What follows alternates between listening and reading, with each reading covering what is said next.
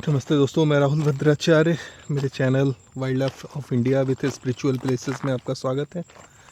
मैं इस समय हूँ मंगुराहा जोन है ये वाल्मीकि टाइगर रिज़र्व का, और ये इंडिया में पड़ता है। और इस जगह से ये जहाँ मैं खड़ा हूँ यहाँ से ये बॉर्डर है। इस तरफ ये जो जंगल है ये चितवन नेशनल पार्क है नेपाल का। और जिस रिवर बेड में मैं खड़ा हूँ ये पंडई नदी है। और ये सामने जो मंदिर दिख रहा है, मैं आपको जूम करके दिखा रहा हूँ, ये है थोरी, भिकना थोरी। ये इंडिया में पड़ जाता है। और इस तरफ ये नदी जाके नेपाल की तरफ से आ रही है। और ये देखिए इस तरफ पूरा इसका व्यू है। इस तरफ भी पूरा फॉरेस्ट है वाल्मीकि टाइगर रिज़र्व का। तो इंडिया और नेपाल, चितवन और वाल्मीकि टाइगर रिज़र्व दोनों के बीच में मैं खड़ा हूँ। और थोड़ी दूर से मैं आ रहा था देखते हुए कि कहीं पग मार्क्स वगैरह दिखे टाइगर के, तो अभी तक तो दिखे नहीं हैं। पर चलिए मैं आगे बढ़ के देखता हूँ। यहाँ नीचे की तरफ मेरी नज़र है और अभी तक तो दिखा नहीं। देखिए ये दिखा मुझे टाइगर का पग मार्क्स। ये देखिए ये है, ये पंजे हैं। चलिए मैं जूम आउट करके आपको दिखाऊंगा तो ये ज़्यादा अच्छी तरह से दिखेगा। ये देखिए ये बना हुआ है। इसके अगल बगल इस तरफ नहीं बना है क्योंकि ये आया होगा इस तरफ से। एक पग मार्क्स यहाँ है। और ये देखिए ये गया किधर से होगा, फिर यहाँ पथरीली ज़मीन है इसलिए ये बना नहीं है। और ये इस तरफ से चढ़ा होगा। और ये देखिए इसे जंगल की तरफ अंदर घुसने का ये रास्ता है। ये इस तरफ से ये जो भी वाइल्ड एनिमल हैं वो इधर से ही इन करते हैं। जब मैं आ रहा था तो मुझे थोड़ा यहाँ शक हुआ, पर मैं आगे तक चला गया था इस तरफ, पर वापस आके मैंने देखा, मुझे लग रहा था कि यहाँ ज़रूर कुछ मिलेगा। और देखिए ये इस तरफ से आया है और इधर से यहाँ पे आके ये इस तरफ करके ये सामने वाले जंगल में, अब जब रात हो जाती होगी तो ये इस तरफ, इस सामने वाले पेच में एक तरह से ये कॉरिडोर है और उस तरफ के जंगल में ये चला गया है। तो ये पेच है और रात को टाइगर इधर से क्रॉस करते होंगे। और आगे चल के ये इस तरफ जब चितवन की तरफ हम बढ़ते हैं तो इस तरफ से वाइल्ड एलिफेंट भी आ जाते हैं। इधर माड़ी नाम की एक जगह है, एलिफेंट कॉरिडोर है। और उस तरफ से ये इस तरफ आके पहाड़ों की तरफ से चढ़ते हुए ये वाल्मीकि नगर वाले जो फॉरेस्ट हैं उसको प्रमंडल 2 बोलते हैं। अभी जो हम हैं प्रमंडल 1 में है, जोन 1 में है, तो 2 के तरफ वो बढ़ जाते हैं। और अब एक अच्छी बात है कि वाइल्ड एलिफेंट जो हैं वो अब अस्थायी रूप से यहाँ वाल्मीकि टाइगर रिज़र्व में रहने लगे हैं, क्योंकि ग्रासलैंड डेवलप किया गया है, काफ़ी फर्न काफ़ी है यहाँ पे। और हाथियों को एक तरह से पर्यावरण का इंजीनियर भी कहा जाता है, वो मैं बताऊंगा आपको क्यों कहा जाता है। तो हाथी अस्थायी रूप से अब चितवन से आके वाल्मीकि टाइगर रिज़र्व में रहने लगे हैं। ये एक बहुत ही खुशी की बात है। उनको यहाँ की आबो हवा पसंद आने लगी है। पहले तो रहते ही थे आज़ादी के पहले। तो दोस्तों हाथियों की जब बात चली है तो हम बांधवगढ़ में 10 हाथियों की मौत की भी बात कर लेते हैं, पर हम जिप्सी पर आगे बढ़ते हुए बात करेंगे। अभी ये फॉरेस्ट गार्ड हैं।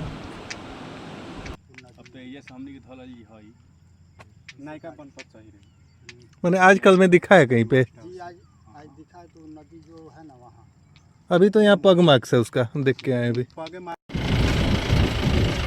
तो दोस्तों हम जिप्सी पे आ चुके हैं और हाथियों के बारे में बात कर लेते हैं, जो कि 2 दिन पहले की घटना है।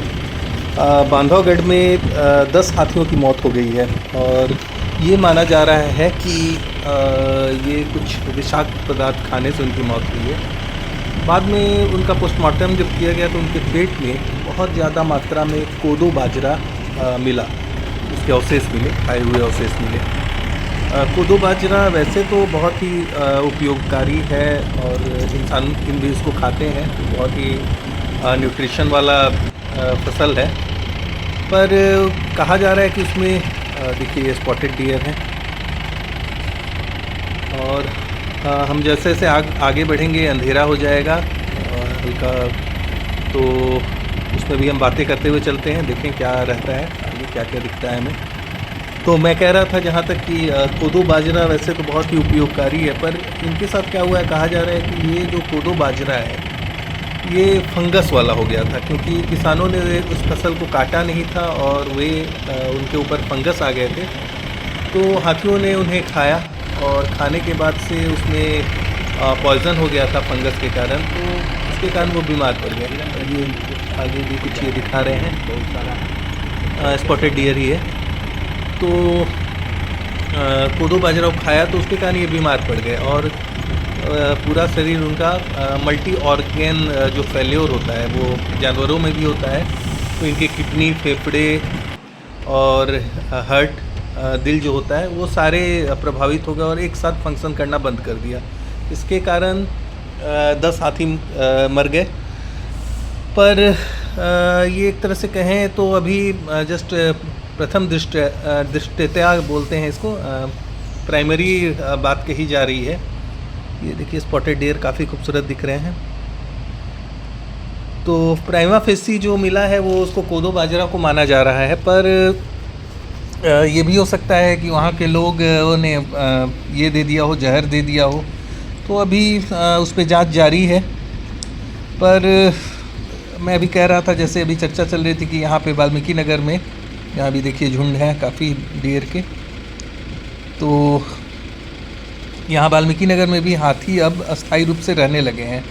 पर दिक्कत क्या है कि काफ़ी लंबे अंतराल के बाद, या तो बांधवगढ़ के बारे में कहूँ या यहाँ के बारे में कहूँ, काफ़ी अंतराल के बाद हाथियों ने अपना डेरा जमाना शुरू किया है। बीच में काफ़ी गैप आ गया था। अब इसे जो भी कहें, जिस कारण से भी कहें, ज़्यादातर कारण यही था कि वाइल्ड ह्यूमन कॉन्फ्लिक्ट था और उचित ध्यान नहीं रहने के कारण हाथी यहाँ से चले गए थे।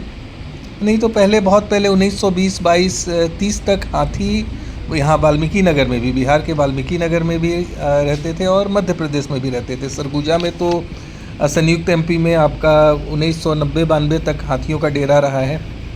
बाद में एमपी से अलग हो गया, वो छत्तीसगढ़ में चला गया, तो एमपी में हाथी नहीं थे। पर ये 2017 से बांधवगढ़ में हाथियों का आना जाना शुरू हो गया। संजय गांधी नेशनल पार्क और बांधवगढ़ में आना जाना शुरू हो गया। तो ये जो कोदो बाजरा है, ये जिसे गाय घास या चावल घास भी कहा जाता है, तो प्रथम दृष्टया इसको माना गया है कि ये हाथी उसी के खाने से बीमार पड़े और पॉइजनस हो गया था, उससे मरे। पर कहीं ना कहीं ये भी कारण हो सकता है कि उन्हें जहर दिया गया हो, क्योंकि यहाँ के लोग जो भी हैं उन्हें हाथियों की आदत बहुत लंबे अंतराल के बाद आए हैं ना, तो हाथियों की आदत है नहीं।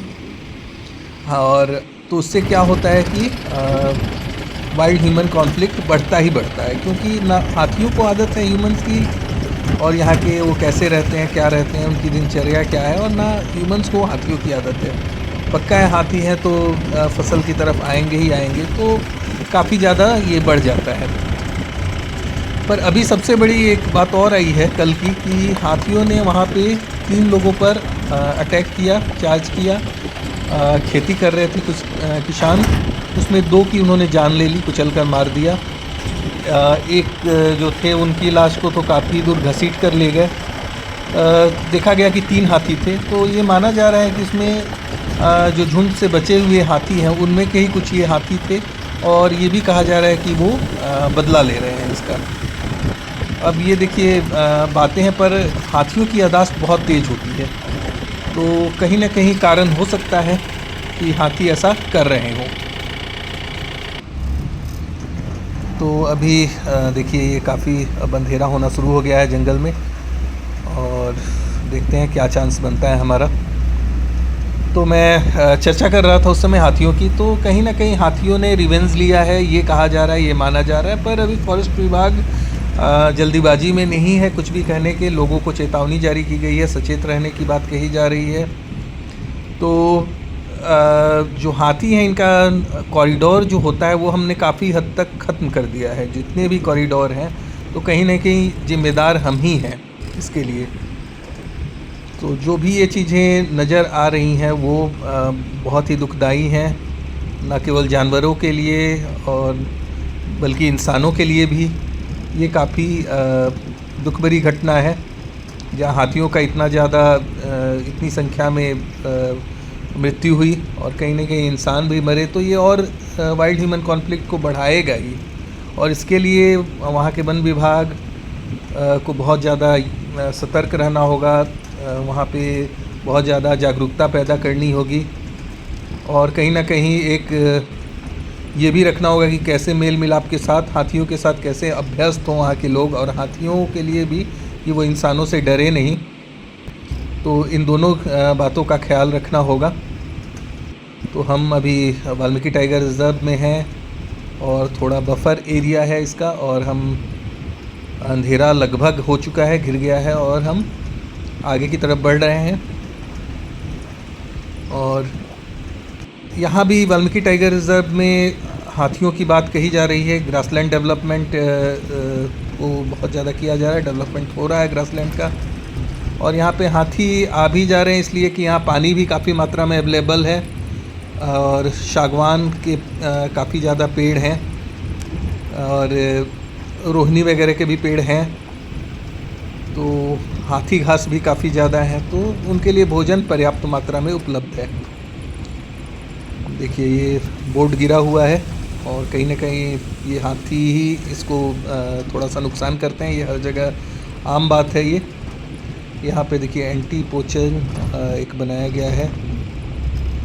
तो जो भी यहाँ पे पोचर्स पे रोक लगाने की, क्योंकि बाएं साइड में क्या है कि एक रिवर है, पंडई रिवर, जिसमें हम लोग थे, तो वो बहती है। उसके उस तरफ पूरा ग्रामीण इलाका है। देखिए यहाँ पे पूरा ग्रासलैंड डेवलप किया जा रहा है ये चारों तरफ, और रिवर बेड काफ़ी हैं। कई जगह मैंने देखा यहाँ पे वाटर होल भी डेवलप किए जा रहे हैं। तो गर्मी के दिनों में टाइगर के लिए काफ़ी एक उपयुक्त जगह हो जाएगा, और टूरिस्ट के लिए भी काफ़ी चांस रहेंगे साइटिंग के। और अभी तो विंटर का मौसम आ रहा है, और मैं आपको बता दूं वाल्मीकि टाइगर रिज़र्व में मंगुराहा ही एक ऐसा जगह है जहां टाइगर्स काफ़ी ज़्यादा मतलब डेंसिटी जो है उनके पॉपुलेशन की वो काफ़ी ज़्यादा है। ये सामने स्पॉटेड डियर क्रॉस कर रहे हैं, ये देखिए। तो जिसके कारण गर्मियों के जो दिन आएंगे तो उसमें टाइगर साइटिंग की जो संभावना है, जो चांसेस हैं, वो काफ़ी बढ़ जाएंगे। ये देखिए स्पॉटेड डियर जो हैं वो काफ़ी डेंस फॉरेस्ट से जैसे ही अंधेरा होना शुरू होता है, शाम का धुंधलका शुरू होता है, तो ये ओपन एरिया में आते हैं। ये क्या है, अभी लेफ़्ट हैंड साइड में जो रिवर बेड है उसमें वो चले जाएंगे। उनके चक्कर में टाइगर भी उनके पीछे आता है, और जैसा कि मैंने आपको दिखाया था वहाँ पग मार्क्स वगैरह दिखे थे। तो टाइगर क्या है, और या फिर टाइगर का एक कॉरिडोर होता है। निश्चित तौर पे जैसे एलिफेंट का कॉरिडोर होता है वैसे टाइगर का भी कॉरिडोर होता है, और उनकी भी याददाश्त काफ़ी तेज़ होती है। और स्पेशली जो यूरिन होता है उसका स्मेल 100-150 साल 200 साल तक बना